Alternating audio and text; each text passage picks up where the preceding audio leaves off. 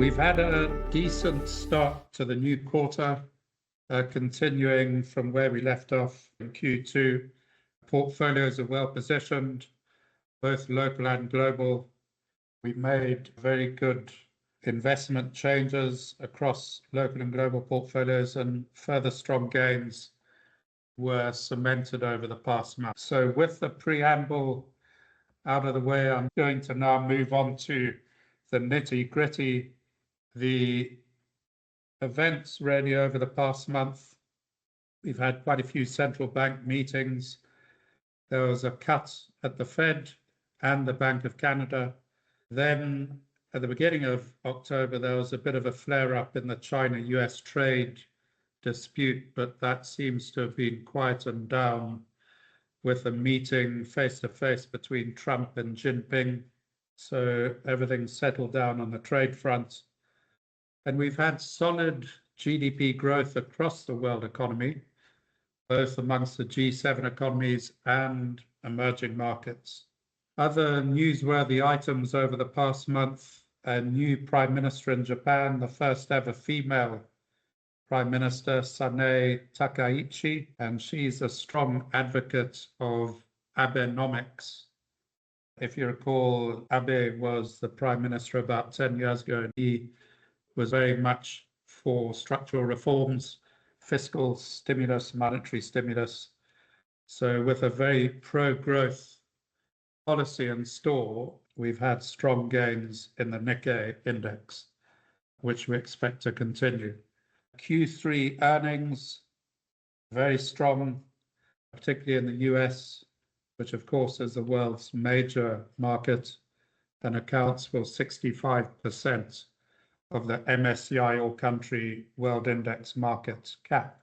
So it's all good news. I suppose the only small issue was in the US. We had a couple of bankruptcies focused in the auto sector, but as we'll discuss later on, these are not systemic. It's not a sign of a broader malaise in the US economy. So all good. And in fact, after those bankruptcies, the markets moved to new record highs. The Fed Governor Jerome Powell did not commit himself to a December rate cut. So it was very much based on watch the data, see what happens. But some quite interesting assessment here from MRB, and they've always been pretty hawkish on the prospect of further Fed rate cuts. But in this instance, they feel that a December rate cut is almost a certainty. And the reason for that is that the last cut was premised entirely on a weak labor market, despite the fact that we've got strong economic momentum. Given the strong economic momentum, one would imagine that maybe the Fed would hold off from further rate cuts. But being as it may, they've got a dual mandate. They've got to keep inflation under control, and they've got to keep employment healthy.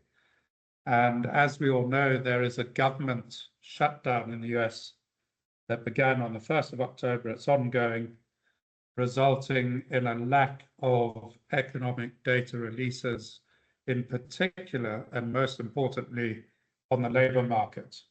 So the Fed policy, according to MRB, will err on the dovish side as long as reliable employment data are unavailable and the state of the labor market remains uncertain. So in other words, if the Fed is flying blind, they will err on the side of caution and cut interest rates. So moving on now to the collapse in these two auto sector companies, First Brands and Tricolor Holdings. It's quite interesting to note that they do not signal the start of an adverse credit cycle. Indeed, third quarter US bank earnings releases indicate stable or even declining provisions against consumer loans. And the important barometer, US investment grade and high yield bond spreads, are historically tight, indicating investor confidence about corporate debt servicing capacity remains strong. So we don't need to worry about a systemic risk event with regards to that.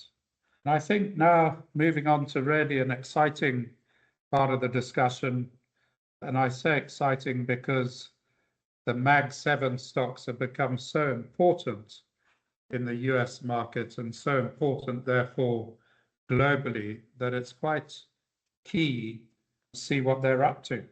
And so far, out of the Mag 7, 6 of them have already reported Q3 earnings reports, and 3 of the 5 which reported last week beat expectations both on the top line and the bottom line. That's to say, revenue stronger than expected, earnings stronger than expected. So that's quite important. There are few signs so far that tech earnings are faltering. So many will be worried, and I'm sure all of you will have read that there are some concerns over overvaluation, perhaps the increasing capital intensity of the hyperscale cloud providers, maybe faltering in revenue growth, and possibly a compression in margins because of the capital intensity of these companies. And I think what makes it quite scary as well is that the S&P 500 has become extremely concentrated. The top 10 shares in the index comprise over 40% of the market cap. And given that the US comprises 65% of the MSCI All Country World Index, then it means that they comprise over 20% of the world index. And most of these companies have exposure to the AI theme. So it's absolutely vital that we call that correctly. So there are some concerns, but one of the very bearish firms, MRB, I mean, they're not totally bearish, but they do feel that maybe the valuations are excessive.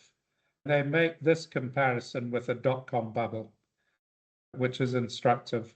One key difference with the dot-com bubble is that the current investment boom in data centers is mostly being led by mega cap companies. And these companies have strong balance sheets, low cash flows, and a relatively low cost of capital. Will make investors confident that the capex cycle will have staying power. So the combined market capitalization of the current 12 biggest stocks, so we're now moving from 10 to 12, but it's still very relevant, and this is from Capital Economics. The market capitalization of those 12 biggest stocks has risen to 40% from 25% at the end of 2022, and that may be alarming to some, but let's put it into some context. If you look at the profit growth, then that increase in market capitalization share is in fact deserved. The same set of stocks, their combined share of S&P 500 earnings has risen from 18% in 2022 to 30% currently. So in other words, it's not just about a re-rating of that segment, but also contribution in earnings.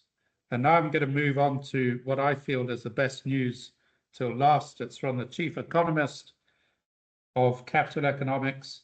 He says, do not bet against the US. And I'm quoting, the doomsayers overstated the tariff threat. That's not to defend the policy. Tariffs distort resource allocation and stifle the gains from trade. But they were never going to topple a large, relatively closed economy. For now, it seems that the pain is being absorbed in the firm's margins. Goods inflation is still likely to rise over the coming months, but a slowdown in services inflation could keep headline inflation broadly stable at around 3%. Perhaps more striking is the fact that the economy appears to be growing strongly even as job creation has slowed. The flip side is a marked improvement in productivity. Recent data show productivity in the non-financial corporate sector growing at around 3.5% year on year. So given that just a year and a half ago, it was around 1%, that is a massive to productivity growth. Productivity is almost everywhere. Faster productivity growth is a necessary consequence of employment slowing and GDP growth staying strong. At least part of the acceleration in US productivity growth appears linked to a surge in investment in high-tech sectors. Investment in technology hardware is now growing at close to 20% year on year, while software investment is growing at 10% year on year. And this may all show the first signs that an AI boom is finally working and lifting US economic growth. So much now depends on whether the recent surge in productivity and investment can be sustained. While that's uncertain, it's worth noting that AI-related investment is still small compared with previous waves of general purpose technologies. And the earnings reports of major tech firms point to capital spending remaining strong in the quarters ahead. Our US outlook forecasts business investment to rise by 4.7% in 2026 and 5.2% in 2027. Morning, everyone. Thank you, Nick, for the global updates. Yeah, so jumping to the local updates, there's basically three sections that we'll cover today.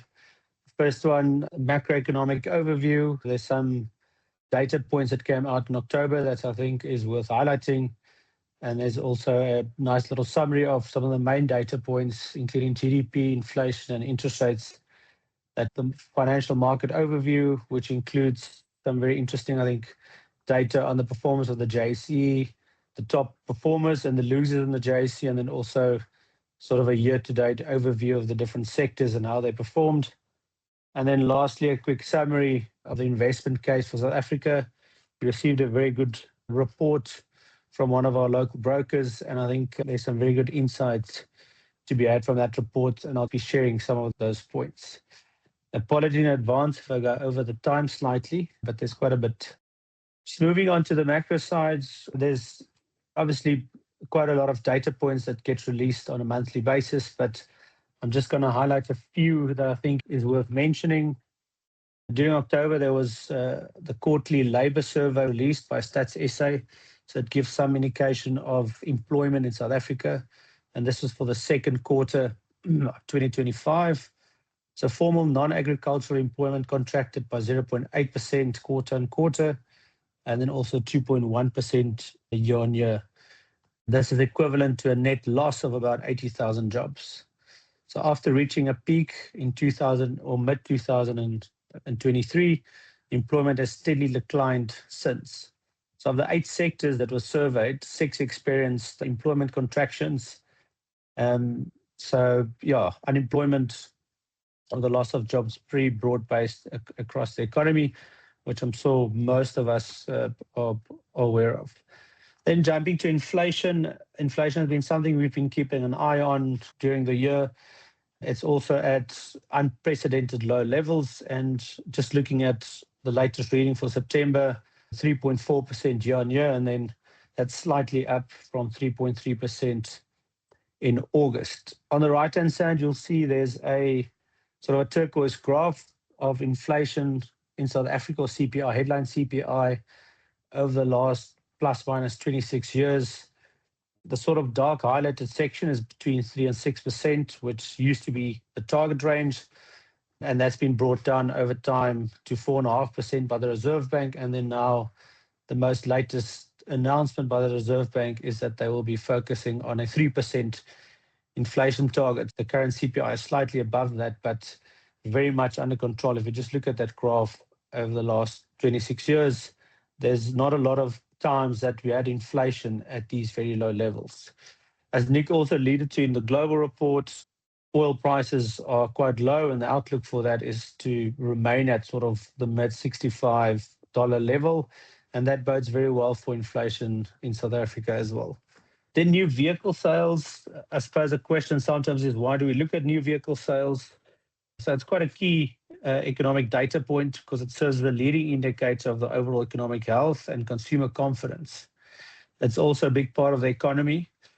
And just thinking about it logically, consumers won't buy cars if they don't feel confident about their own financial position or the outlook of their own financial position. So it's a good leading indicator to keep track of. There's a 3-year graph on the right-hand side, and it's been quite one of the outstanding data points on the South African front is new vehicle sales. There's been a significant pickup in new vehicle sales since the decline in April. And as you can see the graph, since April, there's been quite a nice steep rise, with current new vehicle sales around 55.9 thousand vehicles sold per month. Jumping to the more exciting data points, summary or forecast. So there's 3 tables. The first one is GDP, second one is inflation, and then repo rate. And it's basically a summary of the forecast we have from the IMF, the South African Reserve Bank, SBG, and then also the BER, which is the Bureau of Economic Research run by Stellenbosch University. And then also it's the forecast for 2025 and then also for 2026. Just looking at real GDP, you'll see the average there for the end of 2025 is 1.1%. In the beginning of the year, there was a lot of forecasts for GDP in South Africa to be between 1.5% and 2%. That was downgraded in the middle of the year to around 0.8%. And then based on these, you can see there's a slight uptick in terms of GDP forecast for the end of the year. But more importantly, next year, the outlook is a bit more rosy. The average there, based on these different entities, is around 1.4%. There's some forecasts that are higher than that, but it's not in this report. But all in all, the general consensus is for the South African economy to pick up, mostly on the base of continued structural reforms, which we'll talk about later. And then also there's a few tailwinds that we'll also mention. Then inflation, as we just mentioned, the average for 2025 is around 3.3%, slightly above the new 3% range. And then also the outlook for 2026 is a slight increase, and that will average around 3.7% at the end of 2026. The main driver there is an increase in electricity, which we've also now seen as quite a headwind for the mining industry, especially the ferrochrome smelters in South Africa and the iron ore mills. But the rest of the inflation basket is very much under control. And then most importantly, what does that mean for the interest rates? Because the interest rate is something that impacts all of us, and including business. And you'll see there the forecast or the outlook for the end of 2025 is 6%, which is pretty much where the repo rate is currently. And then going forward, 2026, which I think is something exciting to look forward to if that occurs, the outlook is for the repo rate to go down to 6.25%. SBG's obviously got a forecast of less than that or more than that, where the BER's got a slightly more dovish view on the repo rate. What does that mean? There's a real possibility of having another 325 basis point rate cuts during 2026, which obviously would be a real nice tailwind for South African businesses and consumers, and will probably be a nice boost to GDP as well. Then moving along to financial markets. Moving along to the financial market section, October was another good month for the JSE. JSE was up around 1.6%, and year to date, up 27.7%. And looking across the globe, the JSE has probably been one of the top financial markets globally. And if you convert that to dollars, you'll even have a higher return than that 27.7%. So all in all, good year for the JSE. I think looking under the hood, it's been fairly concentrated. It's not been broad-based. It's been mainly the gold and the platinum shares that's been driving the market, and one or two very big shares on JSE that include Prosus, Naspers, BATS, and Richmond. But your interesting fact, if you look at the JSE All-Share Index, which is made up about 121 shares, only 31 of those 121 shares actually did better than 27.7% year to date. So very concentrated. You'll see in the later slides that The top 10 shares is very much concentrated in those gold and platinum shares. Jumping to the financial indicators, I'm just going to pass over the exchange rate. I'm sure everybody's fairly aware of where the rand is. Most of the forecasts that we are getting for the rand is quite bullish.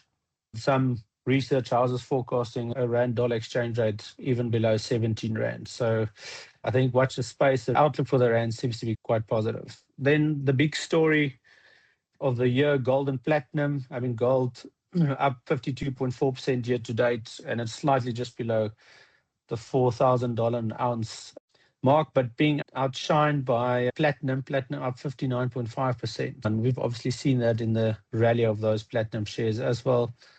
Oil pretty much been around the $64 a barrel, down 13% year to date, and a big reason why inflation is at these levels in South Africa as well. Then jumping to sort of industry performance of the JSE, there's basically 10 main sectors on the JSE, ranging from healthcare to the top, industrial index, consumer discretionary, which is cars, schools, gambling, so forth, energy, consumer staples, that's more food and companies like Dis-Chem, and then financials, banks, financial service companies, asset managers, real estate, technology, which is really limited on the JSE. That's mainly Naspers and Process, telecoms, and then basic materials. So you can see on the right-hand side, year-to-date performance for those different sectors.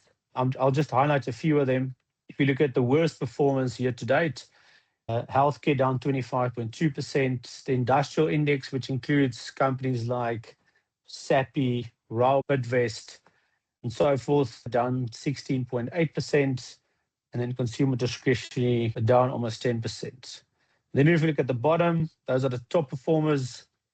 Basic materials, which basically includes all the mining stocks, that's up 92.3%. So an amazing return year to date.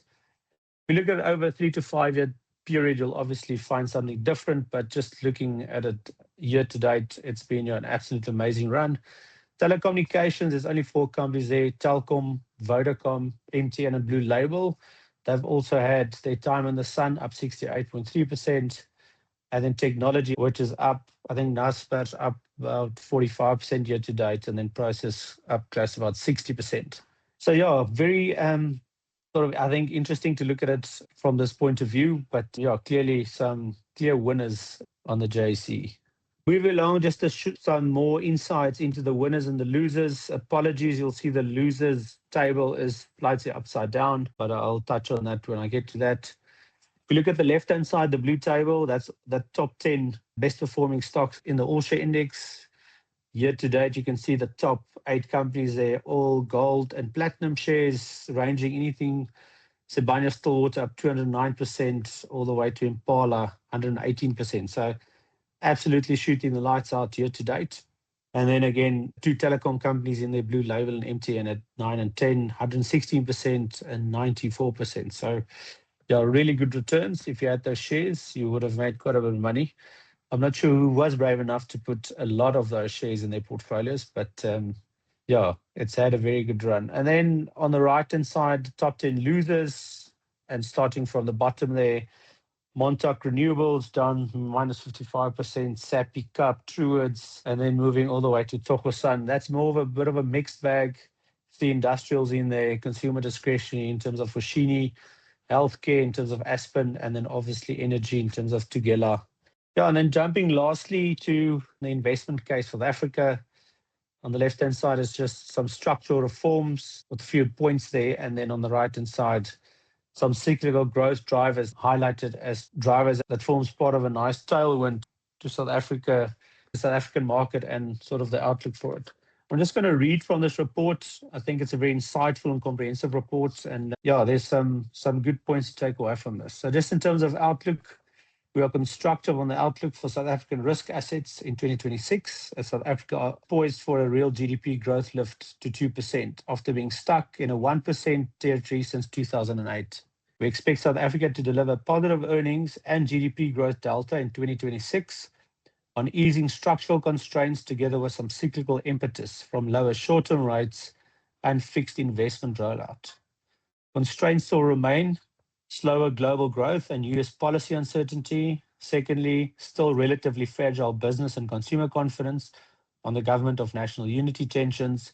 And then thirdly, still a lackluster private sector job creation, which we basically touched on earlier in the presentation. Solid South African earnings per share growth outlook. We forecast robust South African earnings per share growth in the high teens to outpace the MSCI emerging markets in both 2025 and 2026. Driven not just by materials on higher commodity prices, but also a lift in domestic-centric earnings as lower interest rates work through. South African equity market valuations are cheap on all metrics. It is mainly the resource index that has re-rated so far in 2025, with domestic-centric financial index still discounting much bad news on the growth outlook, as well as political risk. We see scope for a re-rating on lower discount rates and solid domestic earnings growth prospects in the medium term as incremental policy reforms work through in key economic portfolios, which include transport, trade and industry, and energy, while lower short-term rates provide some cyclical impetus. Overweight South African equities will believe that there is a scope for positive South African growth surprises if the tailwinds highlighted above work through the structural constraints ease with much bad news priced into South African equities. Together with further structural reforms, delivery should, in our view, lead to a re-rating of South African equities, which are trading at a 20% discount to the MSCI World Emerging Markets. Furthermore, the weaker dollar should see a stronger for longer rand exchange rate, which will also support the case for South African equities. I think it'll be to your own peril if you don't have your clients invested in some sort of South African exposure. I think the outlook has significantly improved for South Africa,